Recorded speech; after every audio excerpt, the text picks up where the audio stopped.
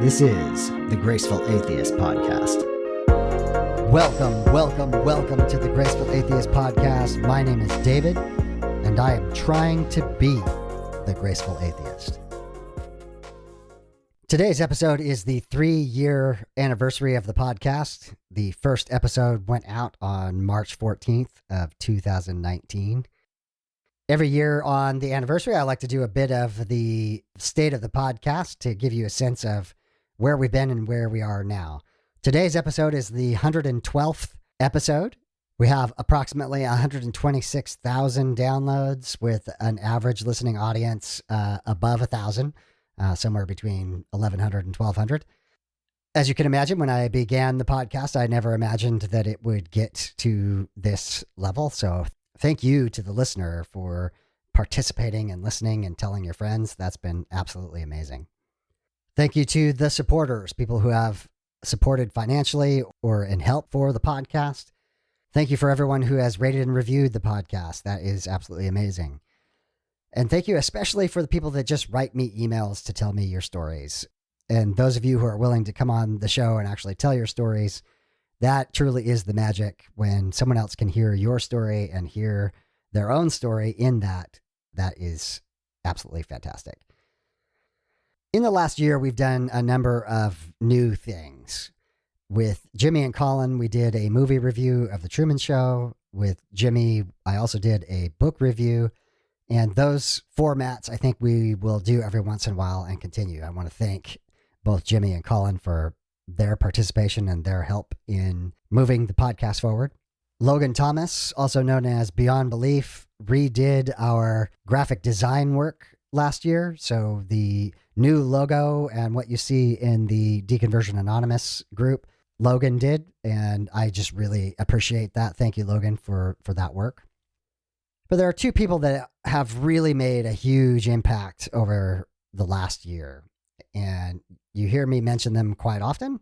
The first person is Mike T, who is editing every show. With Mike T, we did approximately 48 episodes over the last year and about 57 since Mike has been on the team. So I asked Mike to record him talking about what the experience has been like, and here it is. Hey, David. I just want to say congratulations on 3 years of the podcast. But even more than that, I just want to thank you for giving people a voice to share their stories and to talk about their journey away from toxic religious beliefs. Everyone who you interview has a unique and different story to tell. And I know personally that I have connected with each one in a different way. I can see myself in so many of the stories of your guests. This podcast has helped me so much on my own journey. I'm now living and embracing the grace that you promote in a way that I wasn't able to before. We met a little over a year ago when I came on board to do some editing. I wasn't sure at first how this would work out, but I'm so glad that I did. It's been a real honor being able to contribute to this podcast. Our friendship has meant the world to me. I can't forget to mention the new Deconversion Anonymous group on Facebook. It's been amazing. I've met and made friends with some wonderful people. And I would encourage anyone listening who needs a safe place to hang out and just be yourself to go join the Facebook group. You won't be disappointed. Again, David, congrats on 3 years. Here's to many more to come.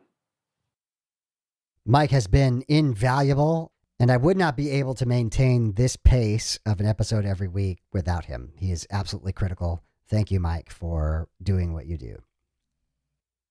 And then in May of 2021, I interviewed Arlene. As you'll hear from her in just a minute, in September, she reached out to me about how she could participate in the podcast. She has been invaluable. She does a tremendous amount of behind-the-scenes work. Not only is she the community manager, she does editing for the website, copywriting for episodes. She does outreach to guests and a bunch of other things probably that I don't even know about. But she has been absolutely amazing. Here is Arlene talking about her experience helping out with the podcast. In September last year, I sent David a short verbal resume. Here are the things that I can help with. And it just went from there. I was really intimidated, not by David, not by I had never done anything with a podcast. I didn't know anything about podcasting, but I knew that I could write words and I can edit and see grammatical errors from far away. So I knew I could do that. I was willing to get back on Facebook and start a group because I knew I needed some online friends because I didn't have them in real life. It's lonely leaving church and leaving religion. There aren't necessarily people in your real life who are also going through the same things. And so we started the Facebook group. I posted things. People were requesting to join, and it has been so much fun. Oh my gosh, it's been so much fun. Like, I have loved getting to listen to the episodes early and writing out the blog posts. I've enjoyed meeting people online and asking people, seeing who might be interested in being on the podcast. I've gotten to meet so many friends, so many people in the group that we have so much in common. I've had private message conversations with people. The women have hung out. Like, it's just, I love it so much. And I was really nervous that day sending the message to David. I thought, I don't know what I'm doing. I may not be any help. And it's kind of turned out like this has been helpful to me, and I didn't realize it was going to be. And I do. Oh, I just have so much fun. I love it so much. Arlene is absolutely critical to the community aspect of the podcast. I have just enough time to do the podcast itself. I knew from a very early on that there was a need for community and that I was incapable of doing it. Arlene is the perfect person for that role, and she does an amazing job. Thank you, Arlene, for all the work that you have done over the last year. All in all, I'm just incredibly grateful for the opportunity to continue to do the podcast, that there are listeners at all, that people come on and are willing to tell their stories with vulnerability and honesty and truth, and the impact that that has on people's lives. The number one reason we do the podcast is so that you, listener, know you are not alone. Deconstruction, deconversion, doubt is normal, and it is the human experience, and you are not alone. There are many of us out here. Please don't ever go through this alone. As Michael mentioned, and Arlene is our community manager, we have a Facebook group called Deconversion Anonymous. Please come and join. I'm telling you that you will feel welcomed and loved, and that is critically important. Special thanks to Mike T for editing today's podcast. On to today's show. My guest today is Ryan Mulkowsky. Ryan is a grief coordinator and a hospice worker. He grew up in the independent fundamentalist Baptist tradition. As you will hear him describe, he has a bit of trauma from that. He was a youth pastor for many years until he came to be a secular humanist and found his career in grief coordination. Ryan is clearly gifted at being a listener and the role that he fulfills as a grief coordinator. I could not be more happy that Ryan is my guest for the 3-year anniversary. He embodies secular grace. He is doing secular grace. And as we mentioned in the conversation, I hope to have Ryan back on at some point in time where we can address how secular people grieve in a healthy way when we do not have a belief in an afterlife. So we will be coordinating that, and eventually that episode will come out. But for now, here is Ryan Mulkowsky to tell his story.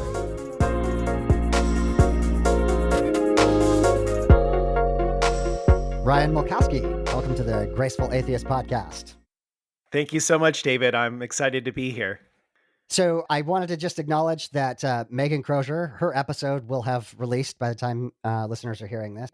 When I interviewed her, she said, you really need to talk to Ryan. And I think she said something similar to you about me. We've been listening to each other's podcasts, and I absolutely love your vibe. For the listener's sake, I'll try to go over just the bona fides here. Ryan is a hospice and grief coordinator professionally. He has gone through a deconstruction process. I believe he refers to himself as a secular humanist these days, but really has just that tender heart of secular grace, the thing I call secular grace. So, so excited to have you here, Ryan.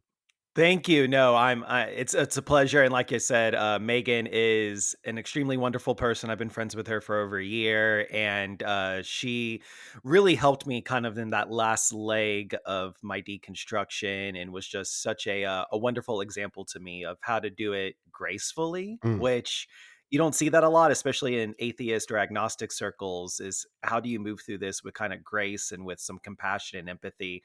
And she helped model that for me, even though she identifies as a progressive Christian or just an agnostic or whatever in any given moment. That's what we joke about all the time. right. Yeah.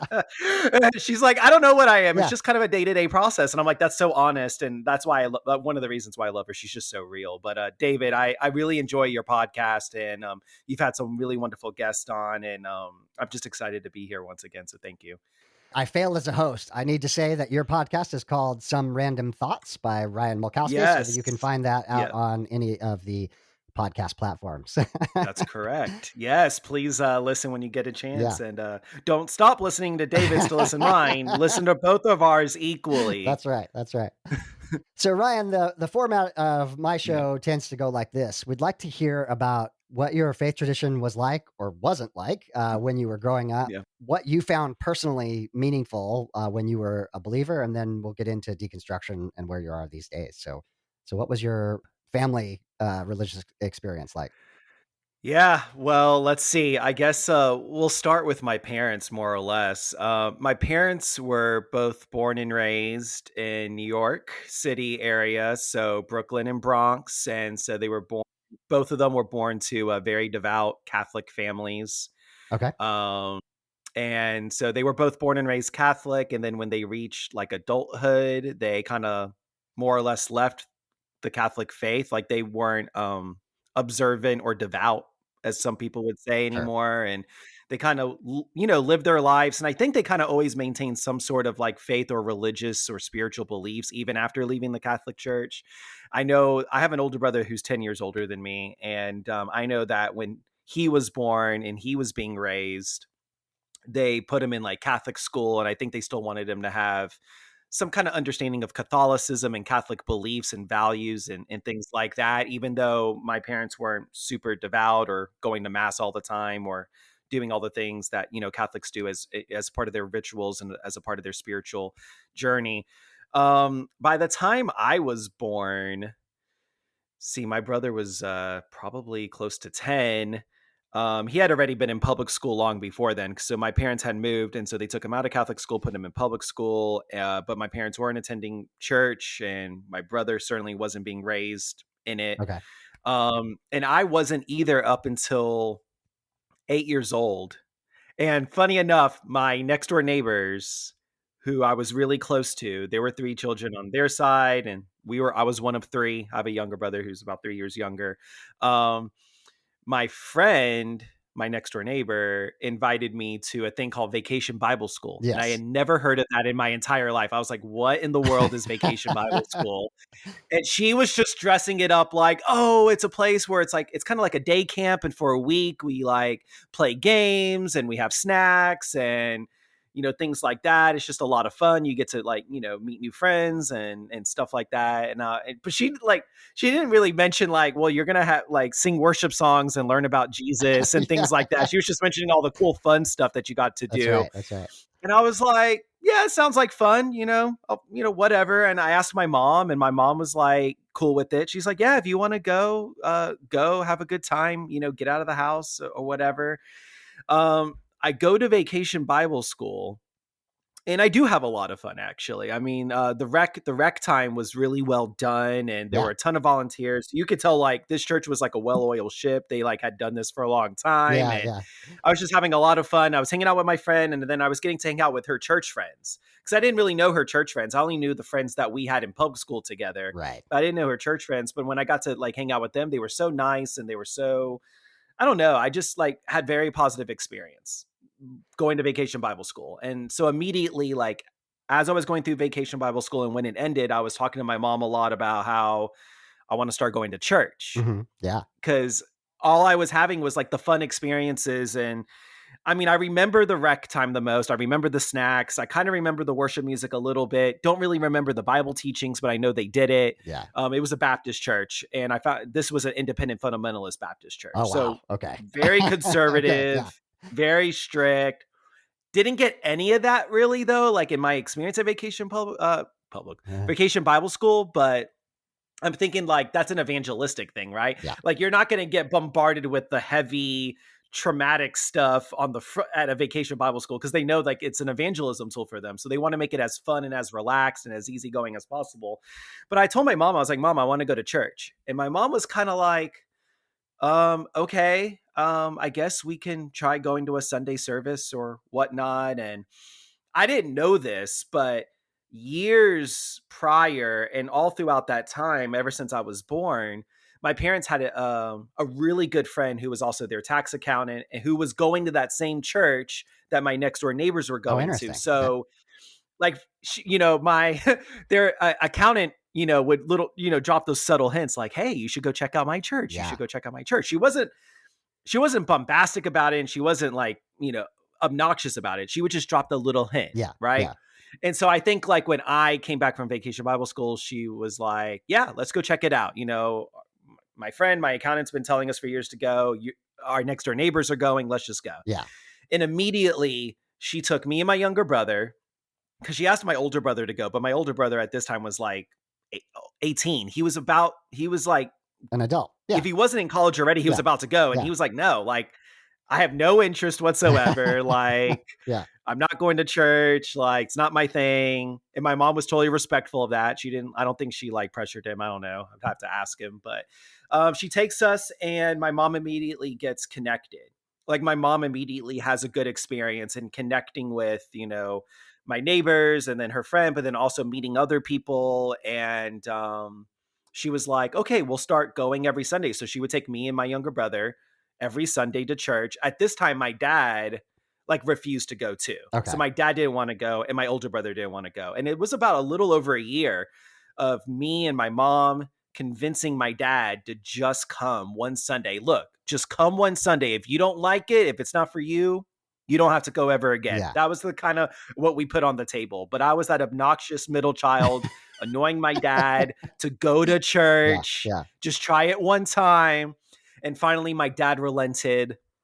My dad comes, and that very first service, this is my memory, the very first service that he goes to, he goes down to the altar and gets saved. Oh, wow. Like the very first service, my dad just gets hit hard emotionally and whatever else was going on with inside of him. And he goes to, I was blown away. My mom, blown away. Everyone's just blown away. Yeah. His accountant that they've been friends with for years, blown away. She was the organist too. Yeah. Oh, wow. So she's playing the organ as they're doing the altar call and sees my dad come down and she's just like crying as she's playing the organ, very like moved. And it was just like one of those things. That was the one thing I remember about my first church, even though it was an independent fundamentalist Baptist church, it was still full of like emotionalism, way more than the average IFB church that I've seen. Right. Okay. It was just like the preacher was like a super charismatic individual, like just could grip you. Yeah. Just the way he spoke and the way he was just like, oh man, it's hard to kind of describe him. He was like a mixture of like Billy Graham and like one of those like charismatic, like, what's it called? Those Pentecostal charismatic type faith healing type preachers. Yeah.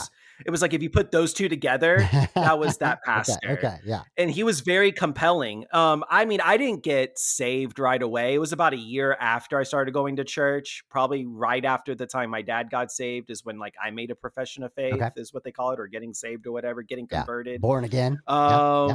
Yeah, born again. Yes, definitely in that vein. Born again.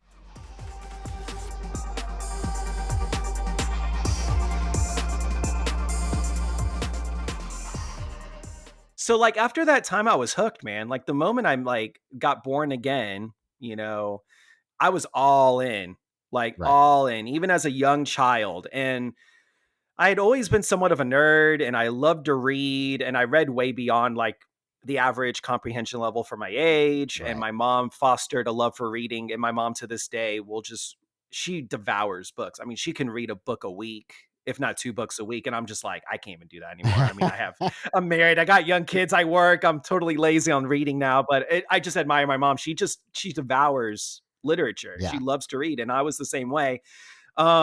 She would always take me. I remember the moment I got saved, she immediately got me a Bible. She took me to Family Christian Stores, which I don't know if they're still around, but Family Christian Stores was like the major Christian bookstore in the area. I didn't go to Lifeway at that time. That was way later on. Okay. But Yeah. she took me to Family Christian, got me a Bible. And then about once a month, she would take me to Family Christian and she would just let me get whatever books I wanted. And immediately, probably at age 9 or age 10, around that time, I started reading like C.S. Lewis, and I started really reading like Billy Graham, and I started reading, I don't know, some other authors at that time, very conservative evangelical vein. But C.S. Lewis was like the first author I really encountered. Yeah. Okay. And I read all of his like philosophy stuff. So like Mere Christianity, The Problem of Pain, At The Great 9 or 10? Divorce. At 10. I was like, it was close to 10. Yeah, but like awesome. from 10 to 12, and I still have his collection up here. Yeah. But from like 10 to 12, I read all of those, like, how many are there? 1, 2, 3, 6 books, 6 or 7 philosophy books. His 6 or 7 most popular, that is. So I read those. Funny enough, I read those before I read like Narnia and the space trilogy. Narnia and all that. I read Narnia after, which I thought Yeah. was funny, but I went straight for the philosophy first. I love But it. C.S. Lewis really shaped a lot of my early understandings of Christianity. Okay. And my pastor. And like I said, this is an independent fundamentalist Baptist church. So, you know, you had to dress very conservatively. It was KJV, like King James Version only. Right. Bible, premillennial, just to give people an idea if they don't know IFB. Some IFB churches were way more strict than the one I went to. Like, and we'll get to this a little bit, but I actually went to a independent fundamentalist Baptist Christian school for middle and high school, and my younger brother did as well. Okay. And that church was way more strict than the IFB church that I grew up in when I first went into church. Okay. Got it. It made that church look like they were heathens. Like I didn't even know you could get more strict than that, and you can. Yes. And that was the Christian school I went to, which a lot of my religious trauma came from. I see. For me and my younger brother, Right, I bet. came from our schooling.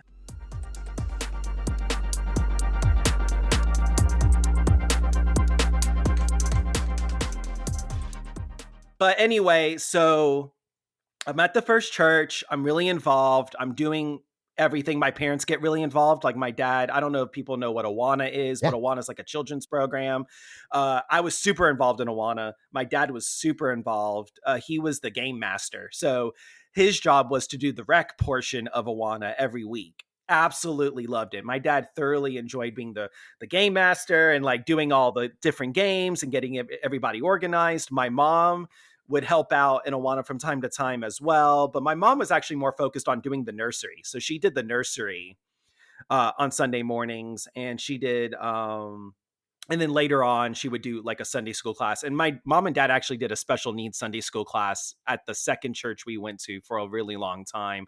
My parents have just a really, really good heart for people. And that's the one thing that I think that they gave me, which I'm very thankful for, was having parents that really just expressed like to really love others and to serve others, and especially those who really need to be of service, those who some would marginalize or outcast. My parents were all in on. So that's the one thing that I really got from my parents, was like a love for people, a love for service. Yeah. Which I still carry with me to this day, even though my views and my beliefs have changed and the way I do that has changed. It's important to recognize as well that the church does provide a mechanism for the community to come together. Give your dad an opportunity to work with kids. Give your mom an opportunity to work in the nursery. To use the talents and skills and, you know, just hobbies, interests, whatever they are. It gives that platform for people to do that. And like you were describing for Vacation Bible School, hey, here's a whole new set of friends, right? You immediately get a friend group that you wouldn't normally just have for free like that. So there are some definite positive elements. Obviously, there's going to be a rest of the story, but I like to just acknowledge that so we're not just trashing on it. Well, it's so Yeah, easy. I yeah, mean, so easy for me to do that. Like I went through what, we joked around about this, David. I went through an angry atheist phase where I was just like, burn it all yes, down. It's all terrible. yes, Religion sucks. Like da da da da. Da. Like I went through that phase. That was part of my deconstruction. yeah, But you're right. I think it's so nuanced and it's so complex for so many people. And that's what kind of makes this whole having these conversations, I don't know, extremely it can get convoluted and can get in the weeds because people want to like not find the nuance in it, but just be like, oh, it's either got to be completely positive and completely like idealistic and perfect, or it's completely worthless and it's trash and it does, nothing but irreparable harm. And both of those things can be true. And I think people are not comfortable with the tension of like religion, how it looks in modern society, and that it can be both of those things. And so, I mean, for me, yeah, I mean, I would be a liar if I said that there weren't positive moments in the church along with the negative stuff that I went right. through, because there were, and especially like when I was younger. And so I remember one of the saddest things was the first church I was attending. I was there probably from 8 till around 12 years old, and I remember at 12 I could start seeing it, but the membership started dwindling. Mm, There were some leadership changes and there were a couple of scandals that, because I was a child, I had no understanding of what the scandals were.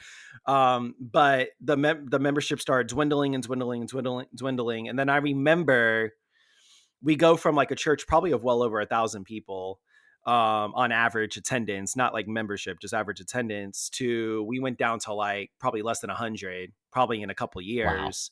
And it was painful. I remember the day when we had to rent out the church to another church Yeah. because they were looking for a bigger space and we were trying to survive. And so we literally rented out the entire main portion of the church, like the main sanctuary and all of the surrounding areas. And we got relegated to the gym. Yes, They gotcha. let I us hear you. use the gym Yeah. while they used the rest of the campus.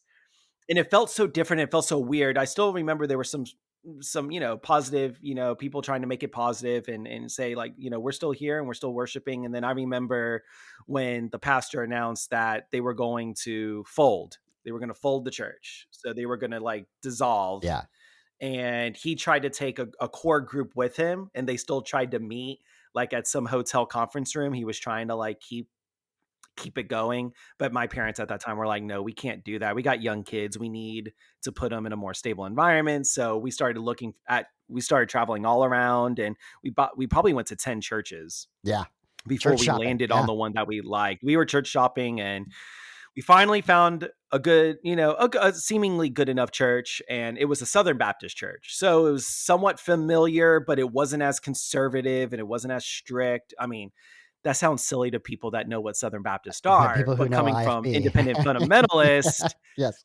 that's how it felt like. Yes. Felt like, oh, the it was like, oh, the women can wear pants. Like there's a drum set like for the Yeah. blended contemporary service. Like that's so yeah, it felt it felt a lot more relaxed, even though I know like in the grand scheme of things it's not. But at 12 years old, we find this new church. I get immediately plugged in. My parents get plugged in. It's the kind of the same similar vein. Like we were like an all-in family. It's like all in or nothing. Right. So that's how it was. And my dad wanted me to be like an Awana leader, but I wanted to go to youth groups. So there was some tension there. And I did Awana leadership for like a year and I really didn't feel it. So then I went to youth group. I just wanted to hang out with friends is what Oh it yeah. really was. I didn't want to be stuck teaching kids and stuff like that. Just wasn't my thing. Yeah.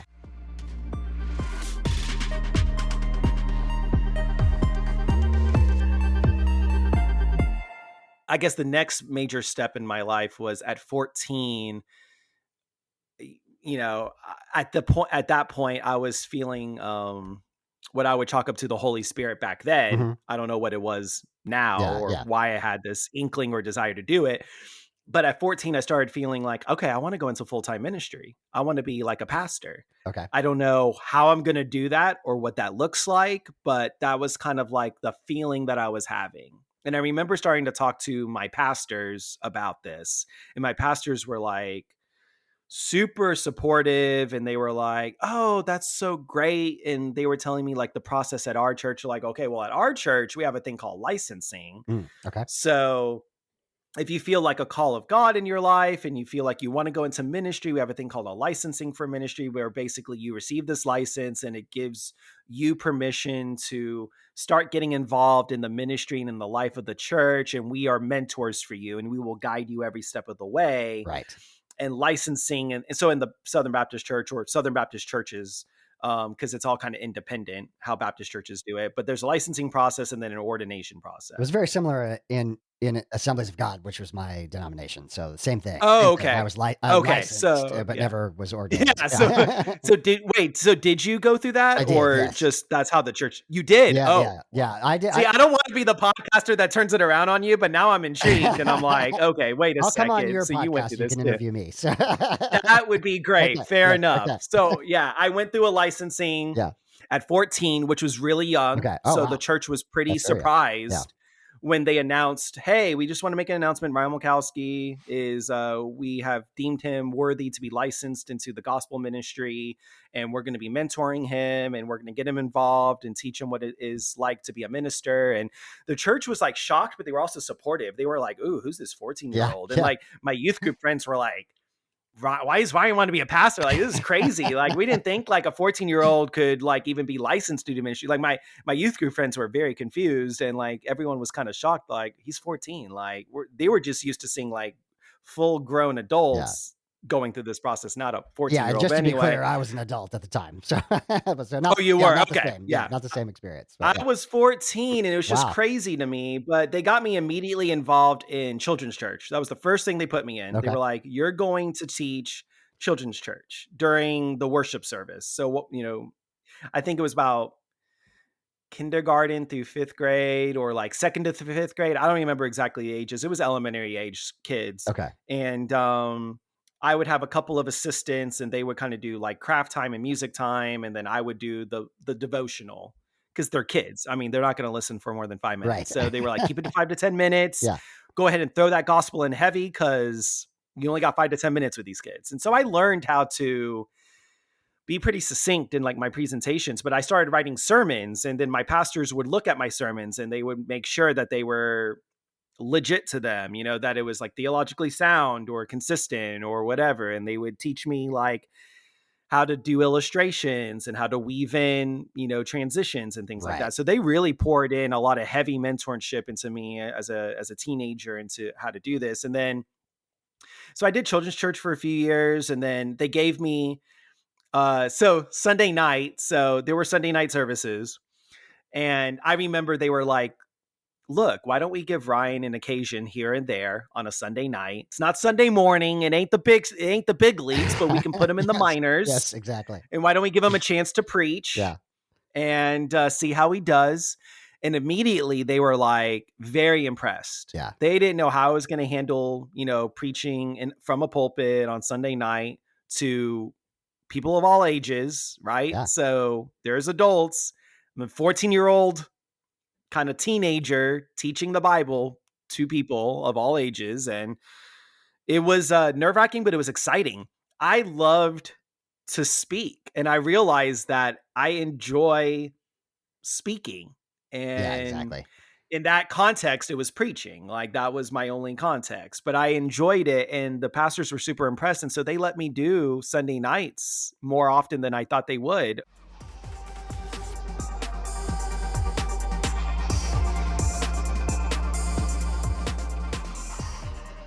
And then fast forward, I'm 18 years old, and I graduate, high school. Mm-hmm. But let me talk about that, because that's an important part of my story. So I was in public school for elementary school.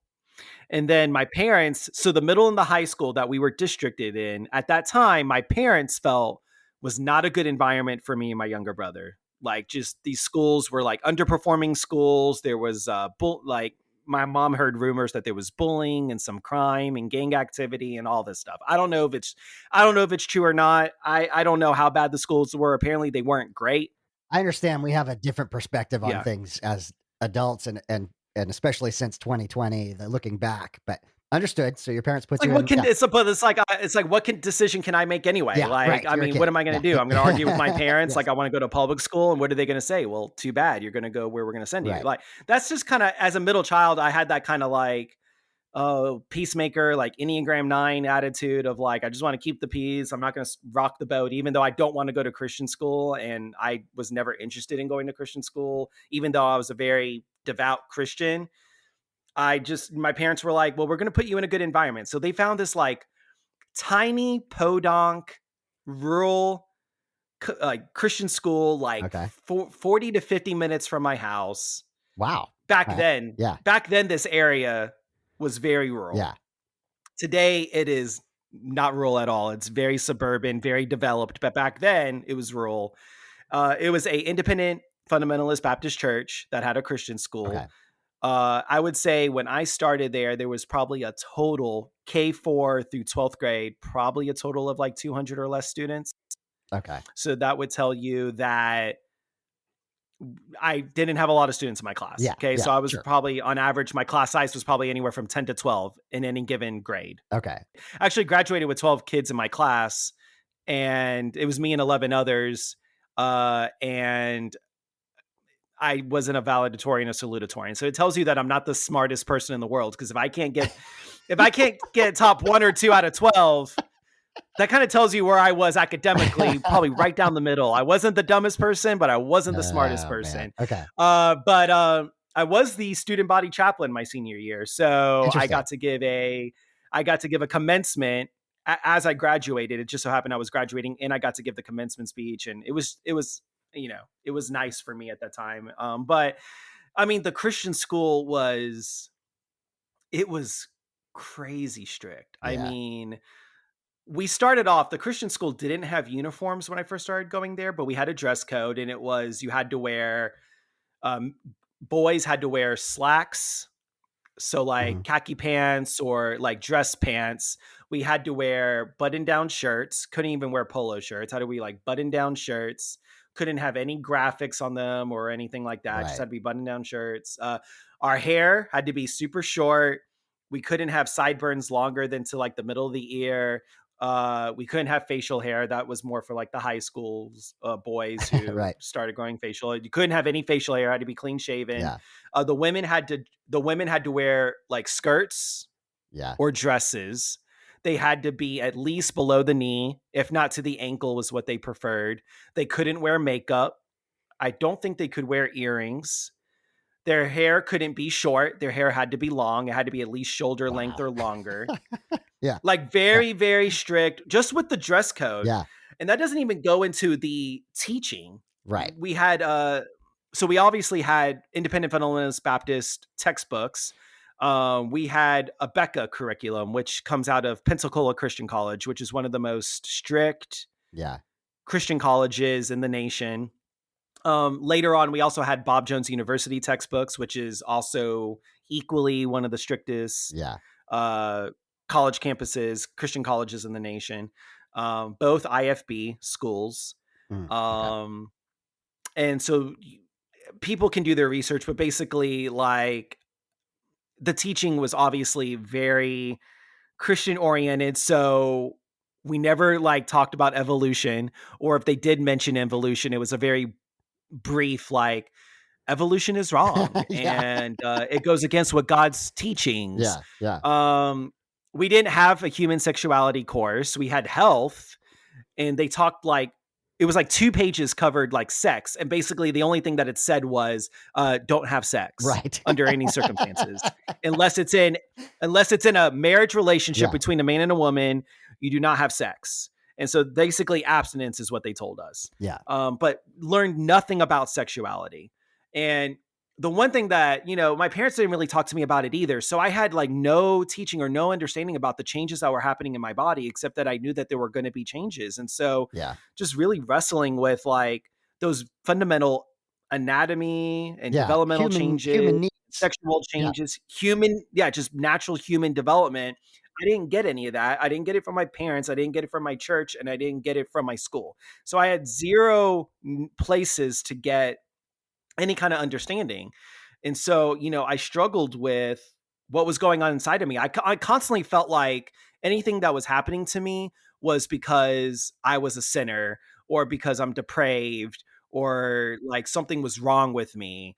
I wasn't a strong enough Christian, or I didn't, didn't pray enough or read the Bible enough. Like, I just always felt like it was just my fault, even though none of it was my fault. Everything about it was natural. That's how I felt. So I really struggled with a lot of mental health issues, especially depression and anxiety, starting in middle school.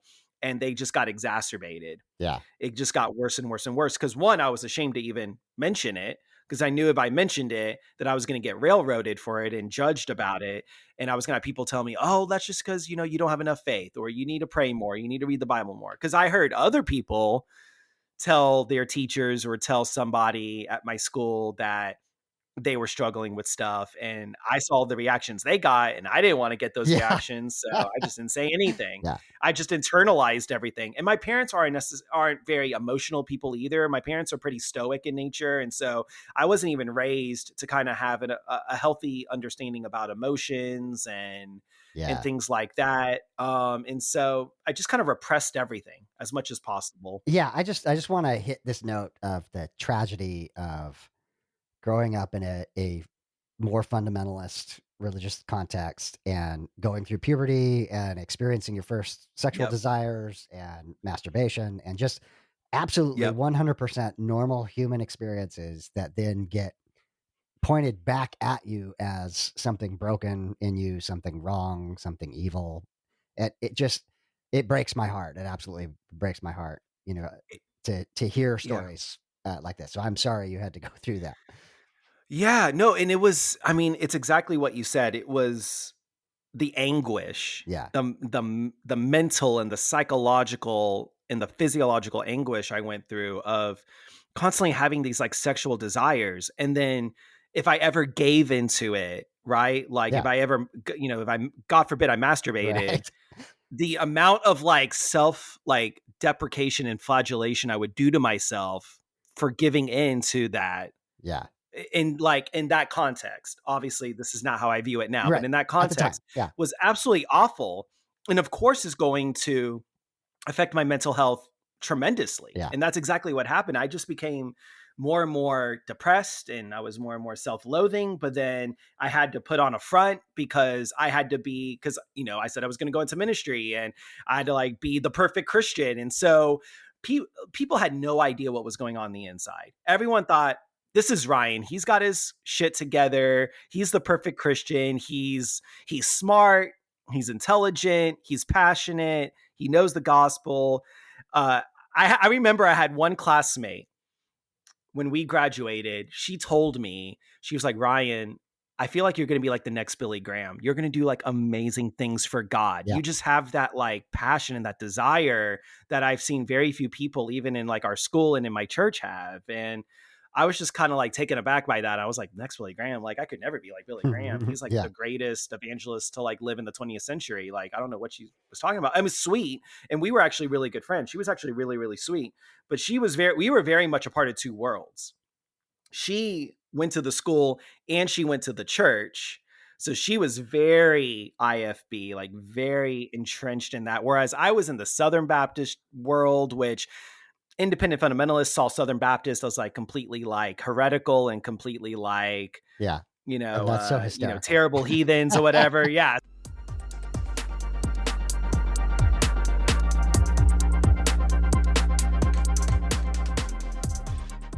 I remember she invited me to her youth group once, and I was in high school, so I was driving already. I was like 16, 17. I said, hey mom, can I, instead of going to church, can I go to like visit like my friend's church? She's like, oh yeah, at the school? Yeah, sure. Go ahead. I drive like 40 to 45 minutes to get there because I really want to hang out with my friend who I secretly had a crush on for a long time throughout like Okay. middle Yes. school and high school.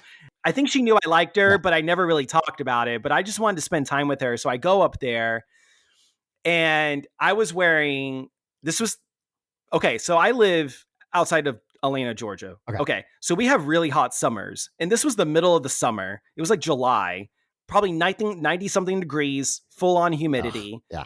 I kind of knew how they dressed, but I was not going to wear like jeans and like a long sleeve t-shirt tucked in, like in the middle of July. So I go up there in like shorts and a t-shirt, nothing bad, Yeah. just shorts and a t-shirt. Yeah. And I wear sneakers and I go up there, and the youth pastor won't even let me in the building. Wow. He stops me at the door and goes, "Ryan, you know better. You know you cannot dress like this. This is outside of our dress code." I'm like, "Wait, you guys have dress code for youth group? I thought that was just a school thing or a church thing." And he Yeah. was like, "No, like you are supposed to dress like this at all times." He's like, "I can't let you in. You got to go home." I'm like, "I drove 45 minutes to get here. Can I just not hang out with you guys? And I want to hang out with my friend." He's like, "No, you got to go home." So I had to drive all the way back home. Wow. And it was just awful. I didn't realize how entrenched they were, because at least I got a break from it once I left the When you school, went home. right? Yeah. Yeah. But like my friend is like completely immersed in this world, and it was like full on for this person. And for some of the other people I went to school with, they went to the church and some others didn't. Yeah. But I mean, all throughout my schooling, it was just the complete indoctrination, not really getting a real education. Yeah. And I will say that to this Yeah. day, Oh, yeah. that I did not get a real education. Yes, I might have like met the minimum state standards of operating a school, because you have to have state Sure. standards. Like you can't just operate a school without permission from the state. But I might have met the minimum requirements, but did I get like a good quality education? No. Like I'm someone who didn't believe in evolution. Yeah. Like I was a young earth creationist. Yeah. I thought I kind of had questions about King James only beliefs, but I kind of was like, oh yeah, King James is the only version of the Bible you can read. And Yeah. didn't learn about human sexuality at all. I learned some math. The science was completely skewed. History was completely whitewashed. Yeah. You have to understand, I just read this tweet the other day, and it kind of triggered me a little bit. And I don't want to use that word flippantly. Sure. And I don't mean any disrespect, but it did send like a trauma response Yeah. through my body. It was the first time I had seen an Abeka textbook excerpt in like years. Yeah. Okay. And this person tweeted out an excerpt from an Abeka textbook, a history textbook. And I had this textbook. So I was like, yeah, I had that textbook. And it basically, just to give you an example how terrible the education was, it was an example of them trying to put a positive spin on slavery and on genocide of indigenous people. Yeah. Oh no. Because the way they spun it was okay to have slaves, because the slaves, even though they weren't in a ideal situation, the Negro spirituals that they would sing showed that they were okay with being slaves, or something to that nature. Yeah. I retweeted it on my Twitter, so you can go check out the excerpt if you want. And then the way they explained indigenous genocide was that the indigenous people were godless and they needed to know the gospel. And since they wouldn't respond to it, they wouldn't respond to it diplomatically. It took violence by the Puritans and the separatists that came over from Britain to basically try to force convert them or die. Yeah. But they put a positive spin on it. They said that this was all for the gospel. And because it was for the gospel, it was good. Wow. So that's just to give you a glimpse of the kind of like education that I got, putting a positive spin on slavery and on genocide, which are both completely reprehensible. For them to even put a positive spin on it it's just absolutely grotesque to me today.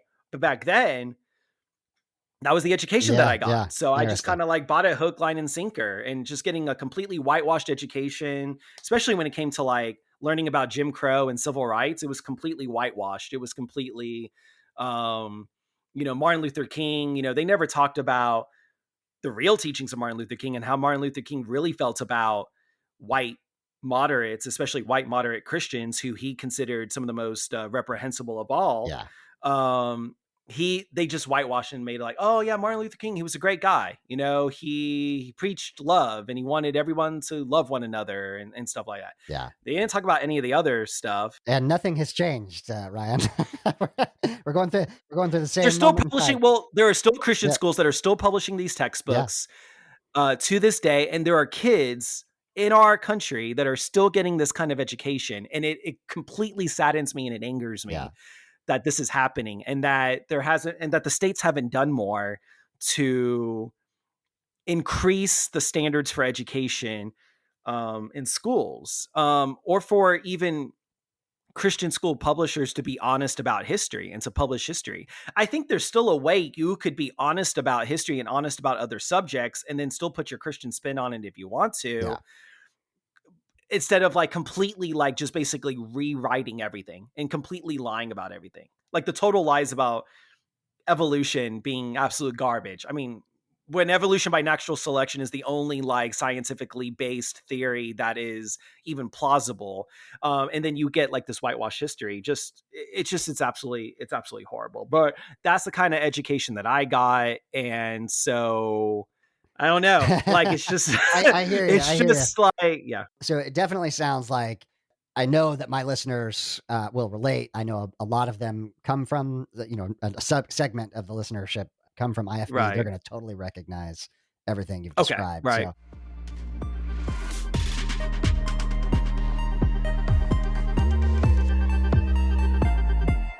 Sounds like there was some trauma there as well, but I do want to hear what, did you go into ministry? What happened as an adult then? And Yeah. So really quick. So I graduated high school. I knew that I was going to go into ministry from a young age, like I said. So my goal was to go into pastoral ministry. And so everybody at the school recommended me to go to Pensacola Christian College, okay, which is the college I mentioned just before. They said Pensacola Christian is like the most solid biblical education. They got a great pastoral ministry program. We think you'll do really well down there. You should go there. And then at my church, they were recommending another school, which was a local small Bible college called Luther Rice Bible College. And they said, you should go there. And they said the same things, like you're going to get a solid biblical education, even though the two schools were different. One is like kind of Southern, Luther Rice is Southern Baptist, and Pensacola Christian's Independent Fundamentalist. Okay. I ended up going to Pensacola Christian because I did kind of want to get away and have the college experience. So I go to Pensacola Christian, which is in Florida, Pensacola, Florida, and I lasted one whole semester. Okay. I was so miserable going into a 24/7 context, like my friend who lived that context, right? In her church and in her school, and her family brought her up that way and all that. I thought, oh, I could handle it. Like, I know they're strict, but I can handle it. I go there and I am like miserable. I have to go to like chapel like 3 or 4 times a week. You have to wear full on suits. Wow. So it wasn't even like wearing a button down shirt and pants. You had to wear full on suits everywhere. Like, we did classes in suits, and like women were wearing dresses, and it was like the same dress code at my Christian school, but it was like even more strict. There is the whole, like, people that hear about Pensacola Christian, the first thing they think of is how the men and the women have to walk on opposite sides of the street. Okay. They walk on like designated sidewalks. That's absolutely true. Wow. When I was there, they were starting to like lax on that when I was there. And I don't think they have that anymore. But yes, there was a time where men and women couldn't even walk together. Men and women couldn't touch each other under any circumstances. I remember one time I was playing volleyball in the rec center, and it was a mixed group. It was like, 3 girls, 3 guys per team. And we're all friends. We're all just having fun, and we're playing volleyball. I remember like one of the girls falls. Mm-hmm.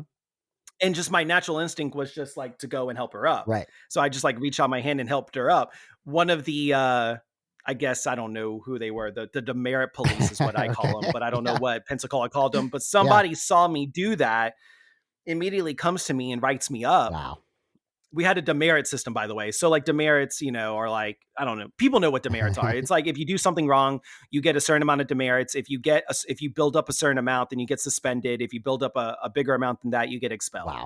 Wow. So I get demerits for doing that, just helping somebody up. Wasn't like I was sexually assaulting the woman. It wasn't like I was doing anything nefarious. I'm just helping her up because she fell. I get demerits, and then I have to go to like the disciplinary council to, if I want to argue my case. I argued my case. They said, well, under no circumstances can you help her up. She could help herself up. You didn't need to do that. So you're going to keep the demerits. Unbelievable. And I just knew that was just one of many examples. I was like, okay, this is not going to go well for me. And I immediately got more and more depressed, got more and more anxious. I was getting to the point in my mental health where I was like becoming numb. Like my entire mind and my body was just shutting down. And I wasn't doing well at school at all for the first time ever. I was like an AB student, solid AB student, even throughout Christian school. Like even with all the trauma, I was still doing well in school. I get to Pensacola and I'm like getting C's and D's and I'm like struggling and I don't even want to go to class. I don't want to go to chapel. I barely want to hang out with my friends. My roommates suck. Like I had 3 roommates. They were terrible. So like I just hated it. It was just the worst experience of my life. I call my mom and my mom comes down for a parent weekend. And my mom's like, oh, we got to get him out of here. This place sucks. I don't know why we ever agreed to send him here. So after that semester, I left Pensacola and my parents took me back home. And then I went to Luther Rice. And I actually graduated from Luther Rice with a Bachelor of Arts in Religion.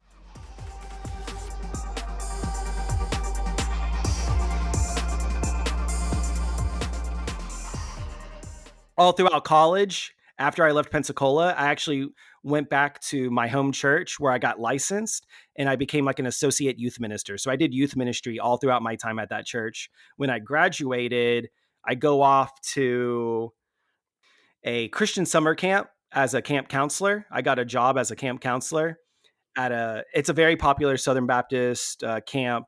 It's like it's like the week-long camps that they do.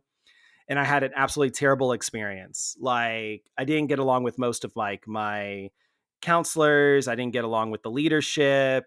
Most of them did not like me. It was just like one of the worst summers of my life, even though I had moments that were fun. Overall, it was a very terrible experience and just a lot of trauma. It was just trauma upon trauma. So it was like, sounds like it. First being entered into a very strict church, then going into a very strict Christian school. Then you left a very strict traumatic experience at a Christian college. Then you go to Bible college. And then now you're in this like camp counselor thing and it's absolutely terrible.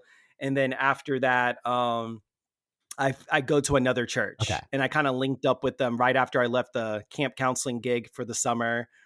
And they let me in with open arms and they found out like I had a degree in religion and I was going to get my master's and I was a licensed minister and they were like, let's try to like bring him in. And so they brought me on as an associate youth pastor at this church. And it's a Southern Baptist church. So I went from one Southern Baptist church to another Southern Baptist church in the area.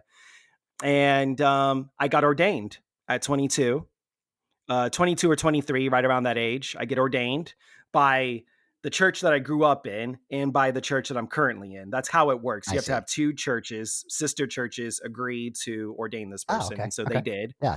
Yeah. And then, so I'm ordained. I got reverend in my name. So now I can do like, if I wanted to, I could do weddings and I could do funerals and I can do, communion or whatever. Even though in the Baptist church anyone can do it, they were like, but yeah, you could like preside over it. I was like, well, that's very mainline of you, but okay. And then I was like, it's Baptist, I think anyone can do communion in the Baptist church. But anyway, so I'm an ordained minister and I'm like 23 and I'm working at this church as associate youth minister. I'm not getting paid a lot. They pay me, but they pay me very little, not enough to live off of. So I'm having to get other jobs, like working in a bookstore and working as a barista and working at like my then girlfriend, but now wife. Her family had like a concession stand and a major sports complex in the county. So I would work there on the weekends just to grab some extra cash. So I was just doing anything I can to get some extra cash while I'm going through school, while I'm working as a youth pastor and all that jazz. I get my Master of Arts degree from Luther Rice in, of all degrees that I could have picked, apologetics, the most useless one out of all of them. I had a choice between leadership, pretty good, practical, biblical counseling, less practical, more problematic, but more useful than apologetics.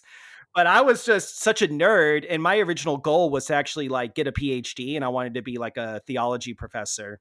And apologetics was just fascinating to me at that time. It was, you have to understand, this is probably the late 2000s, early 2010s. So, I mean, the apologetics movement is at an all-time high. Like the fervor of like Josh McDowell and Frank Turek, all those guys, not just Josh, but like Sean McDowell, his son, like Frank Turek, and what are the other ones? I don't even care anymore. Yeah. You know, all William the Lane other, Craig, apologists out there. all, William Lane Craig. yes, Yeah, exactly. I was reading all these people.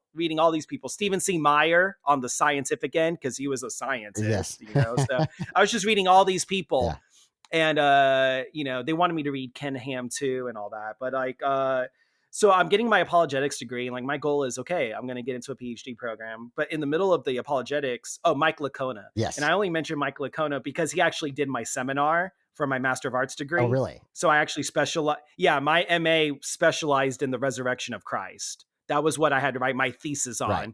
And Mike Licona is one of those, is a very popular apologist who specializes in resurrection. Correct, yeah. On the resurrection. And he's co-authored work with Gary Habermas. We know all that. So anyway, he does my seminar. He actually comes and he's a visiting lecturer for a week. And getting to meet him was, he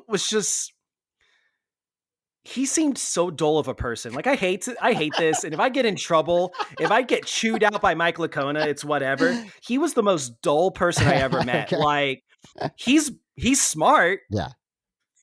Considering, like, I don't believe like in the resurrection or any of that stuff. And I'm unconvinced by that, by the evidence, but he presents himself as an educated person. He is an educated person. He has a PhD. I mean, he is smart when it comes to at least like formulating arguments and stuff like that. You can obviously disagree on like the tenets of it, but he knows kind of what he's doing there. But like, I went up to him and I was just like trying to have a conversation. He was so dull. He was just completely dismissive and like had zero interest in wanting to talk to any of us students, even though like right. The whole point of you being a visiting lecturer is like not just to give a lecture, but to talk to us and spend time with us and teach us about things. And if we have questions, to answer them. And he was just like, I go up to him like, hey, I don't remember if he was a doctor back then or not. I don't think he had his doctorate back then. But anyway, I was like, Professor Licona, yes, whatever I said. Yeah. I was like, I'm really glad you're here. It's been an honor to like learn from you. I've learned so much, da, da, da, da, da. And then all of a sudden he's just like, okay, thanks. And he walks away. Like, that was it. And I was just like, man, if that is not the most like dull, disrespectful response I've ever gotten as a human being, that was it. Yeah. But then I realized he's not the only one. I realized that the majority of apologists have this like disposition, like they have zero interest in like talking with people. They just like to debate and they just like to lecture. That's where they feel comfortable. They are not people whatsoever, exactly. Persons whatsoever. They are just dull. And they don't like that. You can have a conversation with them. They're completely uninteresting. So I thought it was just a him problem. It's really an apologist community problem. Can I riff on that for just a second and just say yeah, go ahead. I mentioned to you off mic, one of the reasons we started the podcast was when I first deconverted in about 2015, all I saw out there was this debate oriented, pretty hostile. Like that was the majority of blogs and YouTube channels and things of that nature. Right. And so I think it's true on the other side as well, that the counter apologists, right? There's this focus on philosophy and rationality to the exclusion of the rest of the human being. And and I think that is the problem. Like we've pushed it into this corner where we're having these completely abstract arguments that have nothing to do with real life, right? And it is the human experience of faith, deconstruction, trying to build community, trying to have purpose and meaning in one's life. It's like those are the things that actually mean something, that are important. Yes. And it's so easy for that category of very smart, very rational, focused people on both sides of the equation to ignore the rest of the human experience. So sorry, that's my little soapbox. I'll jump off now. No, I love that you jumped in on that because that is so true. It's a valid criticism on both sides, and I agree with it. I think that's why I became completely disinterested in apologetics. Like after that experience, I was already kind of on the fence while I was doing my degree about whether I wanted to pursue it, but definitely after that experience with Dr. Licona now, I was completely turned off. I was like, this is not what, if I turn into that, like, no, thank you. Right. Don't want to even be close to like that kind of person.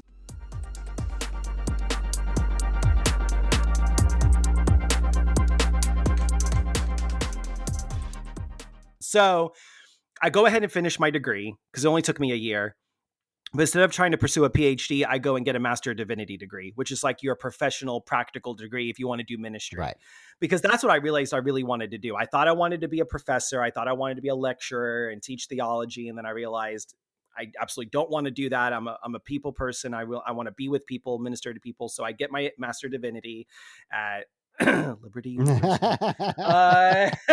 Okay. Because I'm still in the Southern Baptist world. And I still have those beliefs. So Liberty is the largest Christian school, and they had an online program, and I couldn't do an on-campus program. It just wasn't practical, and I didn't have the money. Right. And Liberty was like the best solution for that. So I go and get my Master of Divinity in pastoral care and counseling from Liberty, and I'm still working at the church while I'm doing that. I'm still holding down odd jobs while I'm doing that. But now going into my deconstruction, Mm-hmm. I know all of that just to get to deconstruction. So I am sorry if you had to suffer through that, but hopefully what I said was interesting. But to get to my deconstruction, that happened, I would say in 2011. In 2011, while I was working on my Master of Divinity, part of working on my Master of Divinity is I wanted to explore ministry outside of the church. Okay. My dad, who is a retired respiratory therapist from a major medical hospital system in Atlanta, Mm-hmm. was really good friends with the head chaplain at that hospital. And he was the one that told me about chaplaincy. So I have to give my dad all the credit there. My Cool. dad was the one that introduced me to healthcare chaplaincy. I hadn't even heard of healthcare chaplaincy. I didn't know there were ministers in hospitals. And he was like, yeah, we have a whole chaplaincy team at the hospital, and they go around and visit sick patients, and they provide whatever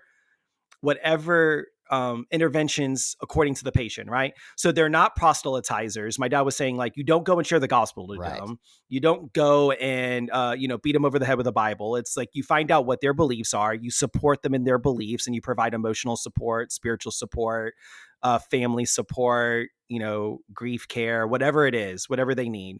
But you meet them where they're at. And I was like, that sounds really interesting. I was still kind of like here's the thing, secret.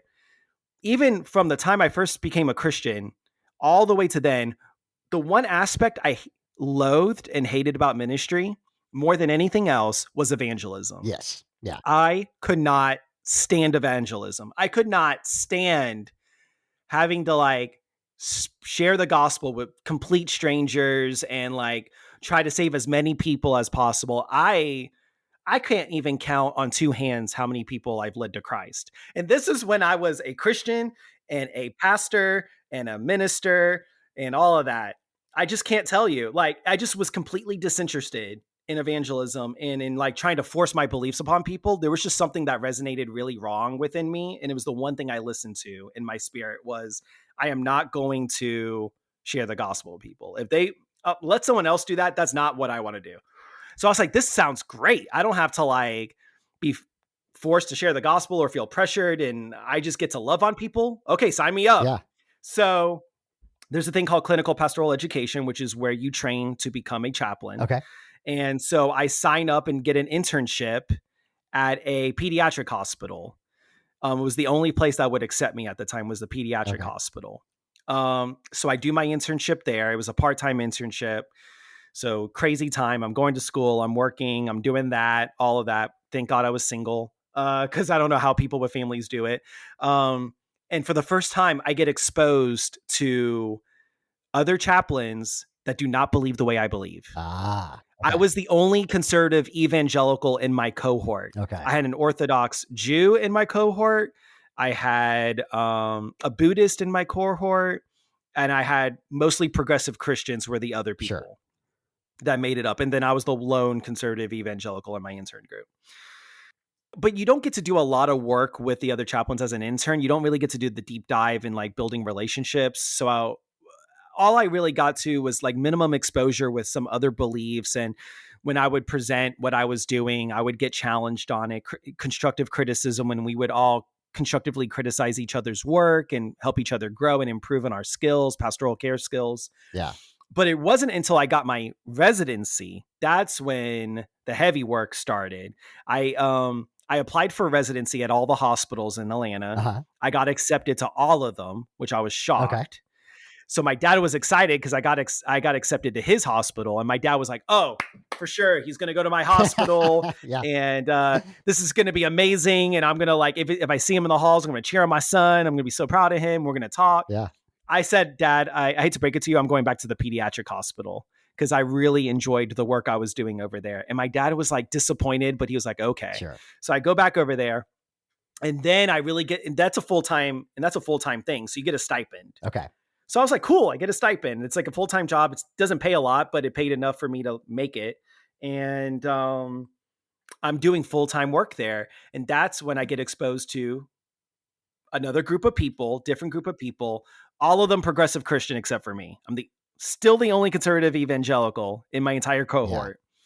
And man, let me tell you, they were very on edge from the beginning about a conservative evangelical being in their group. Yeah. I could tell like daggers were being like sent to me like, we don't like you and we don't like your beliefs and we don't know how you're going to do here. But immediately, I think once they started getting to know me and I started getting to know them, we were bringing the walls down. We were becoming more vulnerable, more courageous in how we did life with each other and help each other grow and improve. And I learned so much. I mean, for the first time, they would question me about my beliefs because back then I was anti-LGBTQ. I was an inerrant. I believed in the inerrant, inspired, infallible word of God. I was a literalist. I was a young earth creationist. I was all these things. And they were like, this is like nonsense. And then they would challenge me. They never said that to me. They like would challenge me like, so why do you believe this? And where do you get your beliefs from? Just that simple like invitation to challenge the way I thought and how I was being, my logic or my critical thinking skills, which I was severely lacking in. Because I was just kind of like an indoctrinated person, right? I just accepted whatever the authority told me. I never really truly learned how to actually like have critical thoughts and critically think through things and find evidence for things and all of those basic logic and philosophy skills that you're supposed to acquire. But they helped me with that. And that's when like a lot of my beliefs started kind of disintegrating and kind of dissolving and coming apart was when I was a chaplain and a resident.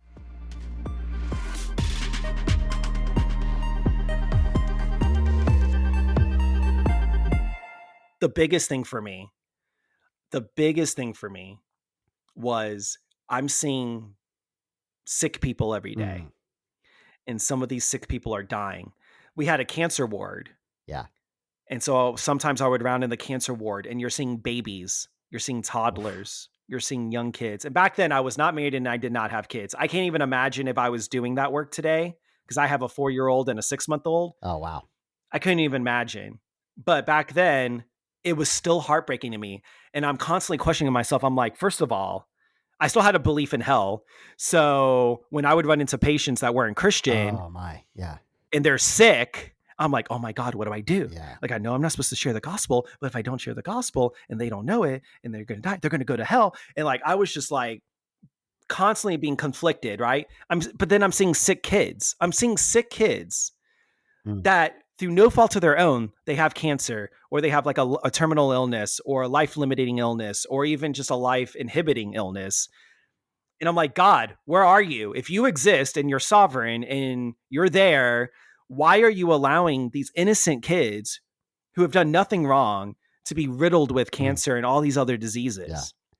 Yeah. And all of the scripted responses that I would have to try to like the cognitive dissonance to try to keep my beliefs going just was starting to fall apart. I was like just completely unsatisfied with the answers.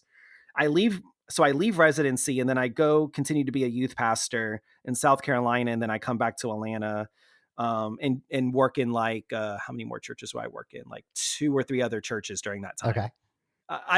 So in about a span of like, I was 10 years as a youth pastor, and about a 10-year span, I worked in like 5 or 6 different churches. Wow. Yeah. Which kind of told you like, I was maybe not the best youth pastor in the world, but at the same time, I also worked in really shitty churches as well, conservative evangelical churches. So I continued to be in a conservative evangelical landscape even after that, even though I was like deconstructing and I was becoming a progressive Christian, but I didn't know that there were such thing as progressive Christians until that time.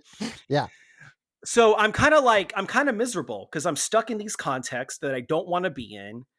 but this is how I'm making my money. This is how I'm living my life. This is Right. the only skill set that I have. So I'm just like miserable because I'm like, what am I going to do with my life? Like, I don't even want to work in these conservative evangelical churches, but I can't find a progressive church that needs me. And these are the churches that pay money. And this is the only skills that I have. And all my degrees are in ministry. So I have no practical skills outside of that. What am I going to do? But I just couldn't do it anymore. It was 2016. Fast forward to 2016. I'm at my last church. It's a completely miserable experience. I resign on Ash Wednesday. Never forget, I resigned on Ash Wednesday because I was like sackcloth and ashes. And I was just like, I am done being in this hellhole. Yeah. And the pastor was so upset. He said, you are never going to amount to anything and you're going to regret this decision for the rest of your life. And you are going to, he just started like railroading me. And I was like, no, I'm doing this. If I don't do this, I'm going to die, literally going to die. Because I was still dealing with mental health struggles and I was depressed. And I dealt with suicidal ideation all throughout college and even into ministry. Okay. While I'm trying to put on the perfect persona. Yeah. And so I leave and then I'm like, okay, I'm unemployed. And, you know, I was married at the time. I didn't have kids at the time, but I was married for 2 years at this time to my wife. So we're having to sell our house and we're having to move back in with my parents and my brother, my younger brother, because we're all going through this transition phase. My brother had separate issues going on, but he's doing his thing. And I'm like, job, you know, and then I was like, Mom and Dad, this is temporary. This is just until I like can find a place to go. And my parents were like, don't worry about it. We love you. Take the time that you need. They sound like great. So we're just trying to figure it out. They, you know, here's the thing. I have you know, like all of us, I have a complex relationship with my parents and a complicated relationship with my parents, but they are by all accounts, really good parents. They are completely supportive of me and my family. They love me. I do have a good family, and my wife's family is very supportive. And here's the thing, like my parents are still Christian. Yeah, sure. My wife's entire family are Christian. So I have a very complicated, complex relationship with them, being an atheist and a humanist. But my brothers are agnostic atheist. So it's just very weird. But I do have a good relationship. So I am blessed with that because I know so many people personally that the moment they converted, it was like they were kicked out of their families or they're shunned by their families, so they have no relationship with their family anymore. And that's just painful and it's brutal. But my parents have loved me every step of the way. I pick myself back up my feet. I worked some odd jobs. I worked like at a cell phone company, like at a cell phone store, which was awful. It was just I can awful. imagine, Yeah, it was just constantly pressure people and berate them to buy stuff they don't need. Yeah, that was really good with me. No, it wasn't. It was terrible. So I worked there and then I find some odd jobs and I'm unemployed for a little bit. My wife is working. So that was good. Okay. But we're struggling. And then eventually by accident, I fall into hospice chaplaincy. Okay. And bereavement coordination work, which is what I do to this day. I've been doing that for 5 years.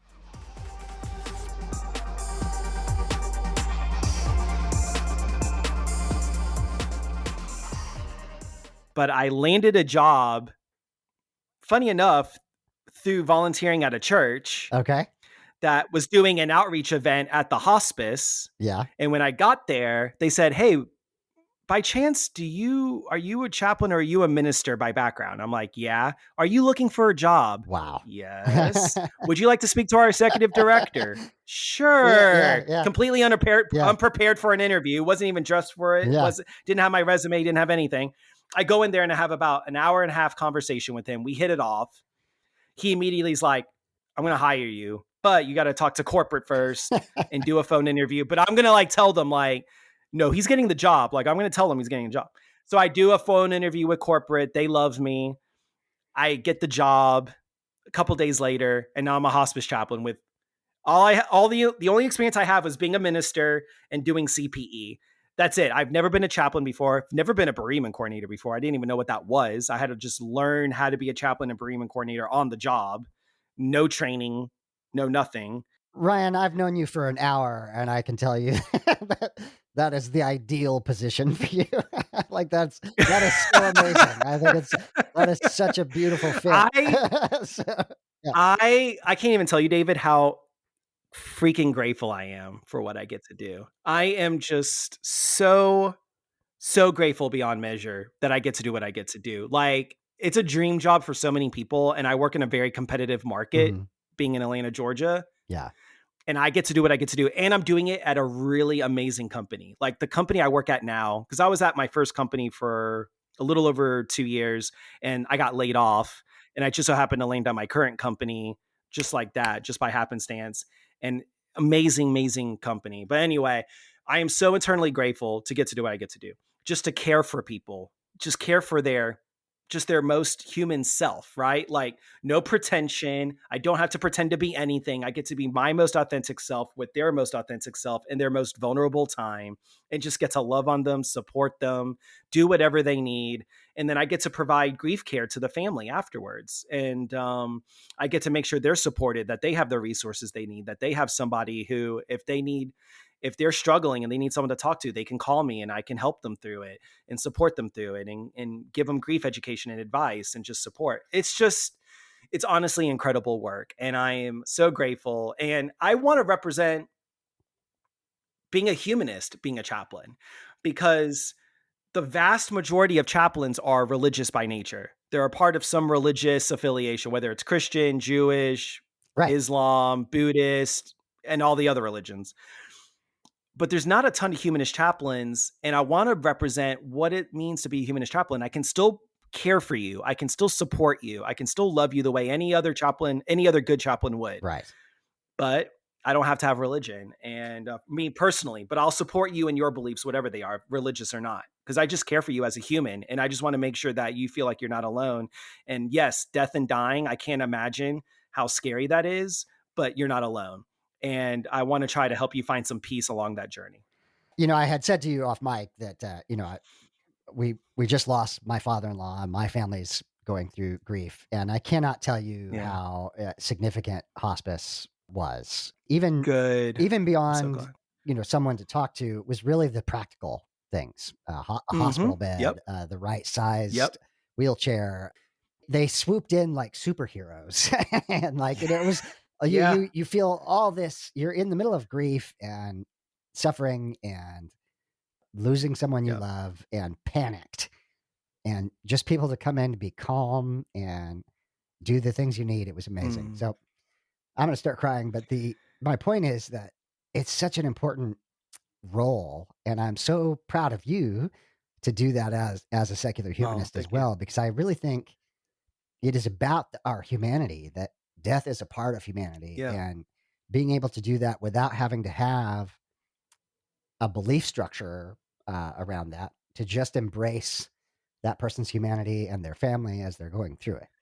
Well, David, of course, you and your family are in my thoughts, and I'm so incredibly sorry for your loss. And I'm so grateful that you had a good hospice that could come and just, like you said, swoop in and take care of you all Yeah. as you are, so that you can just focus on being with your father-in-law Yeah. and just being present and getting those last moments. That's exactly what hospice is all about. It's about making the person comfortable and supporting the family so that they don't have to do it alone. Because if you've never been through that experience, it's really overwhelming. You're in Yes. the midst of grief, you're suffering emotionally, you're suffering spiritually, and it takes a physical toll too. Grief is a physical, mental, emotional, spiritual experience.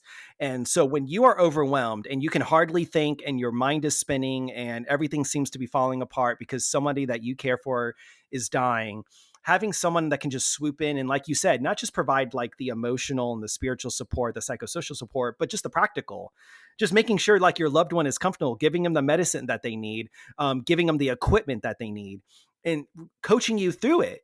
Good nurses and good nurses will coach you about what the signs look like and the transitions and the things to look out for and things like that. So having that holistic experience is so vital, and trying to give the person a good death, because we hope for what? We hope for good milestones. We hope for a good birth. We hope for, blessings and prosperity and in all different areas, whether it's, school and then marriage and then all of these different milestones that people go through. And then death should be no different. Yeah. We should try to provide as good of a death, as peaceful as of a death as possible. And that's what hospice is all about. And that's why I love hospice. Honestly, it's just such a,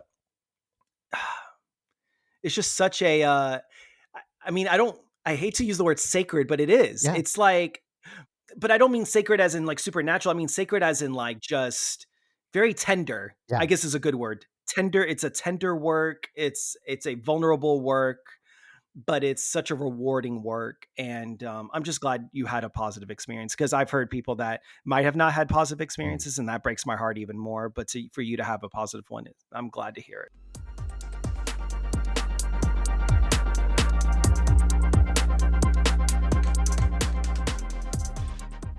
Right, and I would love to have you back on, as we again mentioned off mic. I think the Yeah. handling of grief as a secular person is something that isn't talked Yeah. about very often. So let's just plan Yep. on, we'll do a whole podcast on that. So, Okay. so Yeah. No, so I'd love to come we'll back come on. back Yeah. and do that. What I would, Okay. I do want to wrap up your story. I didn't want to make this about me. Sorry about that. No, not at all. No apologies. What that transition from kind of the end of deconstruction to deciding, hey, Yeah. I am a secular humanist, and what does Yeah. secular humanism mean to you? Yeah, no, that's a great question. That transition, by the way, of the Christian to humanist one, for me, was the hardest one. It probably is for most Mhm. people. But I deconstructed. So I start off independent fundamentalist Baptist and go to conservative evangelical Southern Baptist, and then go to conservative evangelical and other denominations. And then I kind of, tested the waters in progressive Christian for a little bit, and then went to secular humanist. And for me, the transition from progressive Christian to secular humanist was super, I hate to laugh. It was super fast for me, because honestly, at that point, by the time I got to progressive Christianity, I was just like, this looks nothing even like what I would perceive Christianity to be. It felt like it was like not Christianity, but still trying to hold on to some remnants of belief. I right? completely But understand. Yes. it's Yeah. kind of hard to describe, Yeah. but if people have been through it, they know what I'm Yeah. talking about. Like I was like completely unsatisfied with progressive Christianity. I like spent like 1 minute probably in that. And then I was like, you know what? I'm just going to ditch it. And I'm just going to go to atheism and secular humanism so that transition, the hardest transition, honestly, was me being like a conservative to progressive. Right. Okay. Because being a conservative evangelical, it was like everything was so structured and so certain, and everything was just laid out for you, that you didn't even have to like worry about anything, because it was like, oh no, just believe and that's it. But being a progressive Christian made the water so murky and so muddy and so uncertain and so just convoluted and complex, and the nuances were just so numerous. I was just like very confused by the whole thing. And like I said, I mean, I tried, Yeah. maybe not as hard as I could have, but I tried to like reconcile what does being a progressive Christian mean. But I just was like, I said this to somebody else. I said, for me, being a progressive Christian just felt like a humanist that was just going to church. Yeah. And I was just, at that point, I was like, I might as well just be a humanist. And so I went to humanism, and being a secular humanist for me, it's just about, I don't know, it's about values over beliefs is my main thing. Oh, that's well said. It's like we need to focus more about like, what do we as humans value more than what we believe? And I learned this a lot by being a chaplain, because as I would go visit patients and visit their families, and even as we talked about spiritual matters, the majority of the time we didn't really talk about the nuances of like theology and Right. textual beliefs and doctrine and all that. No, like what did we talk about? We talked about what gives you meaning, what gives you purpose, what sparks joy, what makes you feel fulfilled, what regrets do you have? How can we work on making sure you can have some comfort and peace in this journey? It was all like values driven. Right. And when I like started realizing that in my work, I was like, that's where it is. That's where the beautiful stuff is. That's where the human, raw, real, unfiltered, but just so damn beautiful and so damn like sacred stuff is. It's in that. It's not in doctrines and religious beliefs. And like, I just read an article the other day of like, there was some priest that said like the baptism rite Yeah. Yeah. I just read that wrong too. by Yeah. one letter Yeah. for like hundreds of like people. And now none of them are baptized anymore. I'm It's like, absurd. what BS baloney shit is that? Like, I was just like, just like that as an example of religion, that just like would do more than enough for me to not be You have religious. jumped Like the just that shark at corny that point. shit of Yeah. like, Yes. yeah, exactly. Yeah. Just that corny shit. Yeah. Just Yeah. like, I can't stand, Yeah. but meeting somebody where they're at and really talking about like the things that I said before, meaning, purpose, joy, fulfillment, those things, and then like I try to live a life full of compassion and empathy and, ethics, trying to live as ethical of a life as possible. Probably ethics is one of the most important values. And then I like to say I'm a stoicist. Uh-huh. By like Stoic philosophy, that is. So I really love the teachings of like Marcus Aurelius and Seneca and Epictetus and other Stoic philosophers. And funny enough, fun fact, I'm just going to sprinkle this in here. If anyone's ever heard of cognitive behavioral therapy actually finds its roots in Stoic philosophy. And I love cognitive behavioral therapy, and especially trauma-informed CBT. CBT has helped me in my life more than probably any other intervention has so far. CBT through therapy and then CBT through self-work has completely transformed my life. Yeah. But anyway, Stoic philosophy, there's like 4 values. There's wisdom, there's justice, there's courage, and there's temperance. Okay. And so I try to live my life by those 4 values as much as I can, because I feel like those 4 values really sum up the entirety of what it really means to be human. Yeah. Try to gain as much wisdom as possible to live a good life. And wisdom doesn't just mean knowledge. It means how do you apply that knowledge in a way that is beneficial and useful for you and for others. Courage. How do I live this life with as much courage as possible, even through adversity, even through good times, even through whatever the times present? How do I live in a way that's courageous?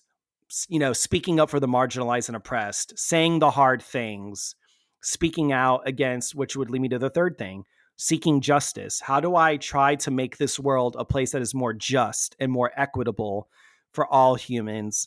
And then the fourth thing is temperance. And temperance doesn't mean abstinence. I don't want people to get confused. The way I translate temperance is how do I live a life of control and discipline in a way that is beneficial for me and for others, that I don't swing the pendulum in extremes, that I'm not constantly like moving about listlessly, but how do I try to maintain control as much as possible? So those are my values and those are what I live by. And they have helped me tremendously rebuild a belief set and a values set that has made me so much of a better person and has really informed the way I do chaplaincy and the way I do grief counseling work and bereavement work.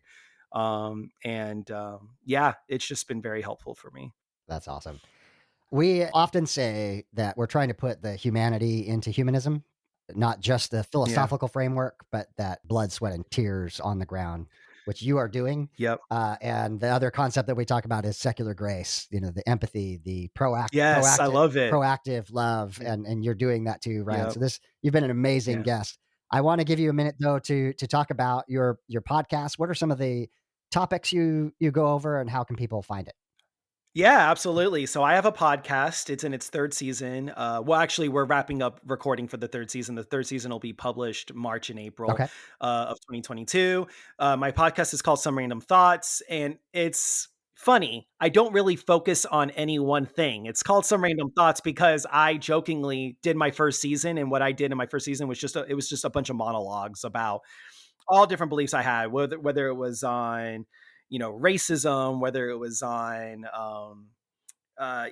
consciousness, whether it was on religion, whether it was on, politics, whether it was on whatever the subject is. You could look through my podcast and go, Ryan is all over the place. Like he just talks about a little bit of everything. Grief and loss, I talk about. So I talk a little bit about everything. So it's fun because people that I have come on the podcast, especially for the 3rd season, I'm like, my question was like, I was like, what do you want to talk about? And they would be like, what do you mean? What do I want to talk about? Is there no theme to this? Or you're not giving me like a script or whatever? I'm like, no. I'm like, do you want to be on a podcast? Yes. Sure. What do you want to talk about? What are you passionate about? I'm passionate about this. Great. Let's talk about it. So my podcast is like a little bit of everything. And this season that I'm wrapping up recording, we'll talk about things like religious trauma and what does it mean to be a humanist and what does it also mean to be a progressive Christian and how do people reconcile beliefs and values and lots of other good stuff. It's definitely a lot of fun. I've listened to about 5 or 6 episodes, and I'll continue to do so. So Yeah, and I'll love to have you on. So absolutely, we'll gonna make it happen. We're gonna make that happen. Good. And then you also blog at RyanMulkowsky.com. Is that correct? Yes, I do. I'm not super active in the blogging anymore. I will put some blogs out there. My latest one talks about Stoicism and why I landed on Stoicism as a philosophical and a pragmatic belief system for my life, as opposed to like my former religious context as a Christian. So I talk a little bit about that. But yeah, you can dig through my blog and I have some good stuff there. Mostly I'm just been focusing on the podcasting is really where I'm at. And I'm really active on Twitter. So if you really want to get to know, this is what I get to tell people. If you want to get to know the real me, almost the unfiltered me, go on Twitter. Okay. If you want to see like the real me, but more filtered, go on Instagram. Okay. And if you just don't want to see anything that I'm doing, go on Facebook because I'm never on there. So like, yeah, so that's kind of gives you an idea. That's awesome. Ryan, thank you so much for being on the podcast. Absolutely. Thank you so much, David. I've had so much fun being on.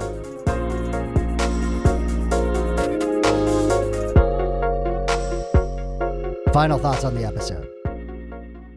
Well, I hope you enjoyed my conversation with Ryan as much as I did. Obviously, there are some people that you connect with and the way that they think is so similar. And I think Ryan and I have been on similar-ish trajectories. And I love his heart. I love that he is so focused on loving and caring for people, and particularly in the realm of hospice and grief coordination. What a critical time, what a huge impact that he has on people. He is absolutely walking out secular grace, embodying it and living it.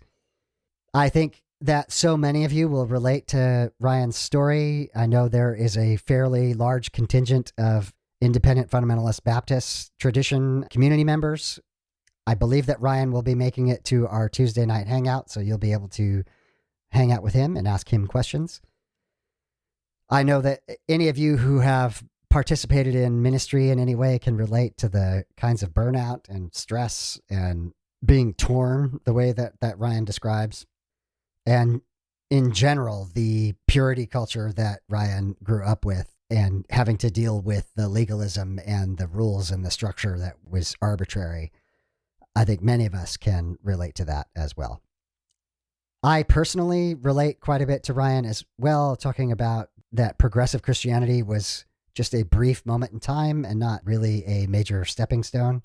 For me personally, I often describe the moment of deconversion for myself as falling through layer after layer after layer. And progressive Christianity was one of those layers that I just came crashing through. And secular humanism and a scientific view of the world were the ground that I landed on. And for me, I have found the great joy in that, and still awe and still mystery and still love and wonder in the natural world and each other and humanity.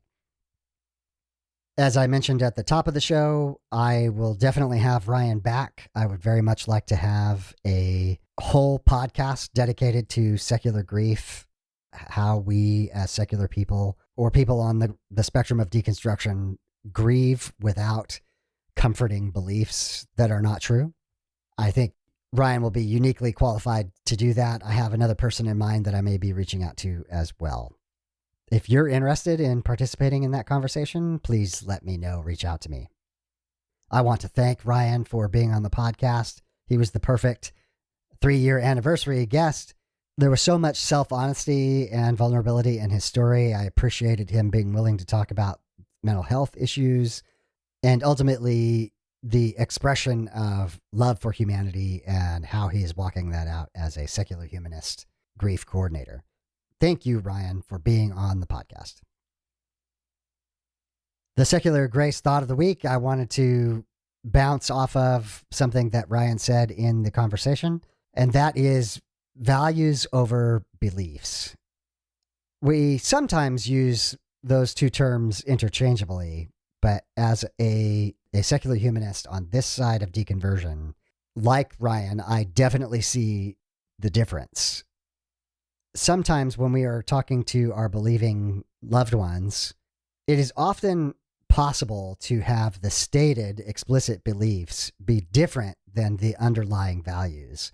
And often when we are having conversations with our believing loved ones, that's part of the problem. The explicit stated parts of the belief may not be what's actually driving the conversation or driving the other person's reactions. But under the hood, there are some values that are in fact driving that. But I appreciate the way that Ryan is talking about this, especially when he is assisting with those who are grieving, who are believers, who have different faith traditions, that he is approaching it explicitly at the values level, like what was important to that person. And as he points out, it almost never is about theological doctrine or dogma. It is about what they cared about. And those values are what human beings find deeply meaningful and important. We as secular people can focus more on being explicit about our values and trying to articulate those. For example, I often talk with my believing loved ones about how we care about humanity, how we want to have a positive impact on the world. Those are values that we share. And even though our beliefs are different, we have the values in common. So the thought that I want you to take home with you today is that we share more values in common than you might think, than that some of the stated beliefs would indicate. Try to discover by asking and listening what values your partners, friends, loved ones who are believers share with you, and then explicitly highlight that fact that you share that value and begin to build that bridge with that person. Because the strong emotional urge to be free and to burn the bridge on the way out is there. We need to be cognizant of the relationships that we want to keep and love those people and be loved by them. That is secular grace. This wraps up the 3rd year anniversary podcast episode. I just want to reiterate my gratefulness to you, the listener, to everyone who has participated, to everyone who has told their stories, to people who just write me their stories, to people like Colin, Jimmy, people like Mike T, people like Arlene. Thank you so much for everything you've done. It is so, so, so appreciated. Next up, we have April Ajoy of Instagram fame. After that, we will have Bethany from the community. And then the week after that, we will have Luke Jensen of Recovering Evangelical. So we've got a really interesting lineup coming up. Until then, my name is David, and I am trying to be the graceful atheist. Join me and be graceful human beings. Time for the footnotes. The beat is called Waves from Mackay Beats. Links will be in the show notes. If you'd like to support the podcast, you can promote it on your social media. You can subscribe to it in your favorite podcast application, and you can rate and review it on podchaser.com. You can also support the podcast by clicking on the affiliate links for books on gracefulatheist.com. If you have podcast production experience and you would like to participate with the podcast, please get in touch with me. Have you gone through a faith transition and do you need to tell your story? Reach out. If you are a creator or work in the deconstruction, deconversion, or secular humanism spaces and would like to be on the podcast, just ask. If you'd like to financially support the podcast, there's links in the show notes. To find me, you can Google Graceful Atheist. You can Google deconversion. You can Google secular grace. You can send me an email, gracefulatheist@gmail.com, or you can check out the website, gracefulatheist.com. My name is David, and I am trying to be the Graceful Atheist. Join me and be graceful human beings.